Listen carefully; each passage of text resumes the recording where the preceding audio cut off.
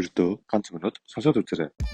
Chanel Email гих алдартай брэндүүдийн загварын шоуг үзэхээр үзэхэд нэг сонин асуулт давуулсан байдаг та. Шоун дээр өмсөж байгаа хувцснуудыг нь харахад энэ хувцсыг хэн өмсдөг юм бол доо гэж бодохоор сонин загвартай хувцснууд байдаг та. Тэгвэл загварын шоуг ерөнхийдөө хоёр төрлөөр ангилдаг бөгөөд үт күтюх болон препахте гэж ангилдаг гэн. Үт күтюхэн франц хэлээр тансаг хувцс гэсэн үг бөгөөд үт күтюхийн хувцас дэлхийд тэргүүлэх загварын шоунд зориулж бүтээгддэг гэн. Харин препахтын франц хэлээр тансаг зэрэглэлийн хувцас гэсэн үг бөгөөд үт күтюх нь урлагийн бүтээл тал руугаа онцолж бүтээгддэг бол препахтын энгийн хүмүүс өмсөж худалдаж авч болохоор загварын хувцснууд байдаг гэн. Энгийнээр тайлбарлавал загварын шоу үзсний дараа гоё хувцсвэ гэж бодож байвал препахте. Харин энийг хэн өмсдөг байна гэж бодож байвал үт күтюх гэж болно.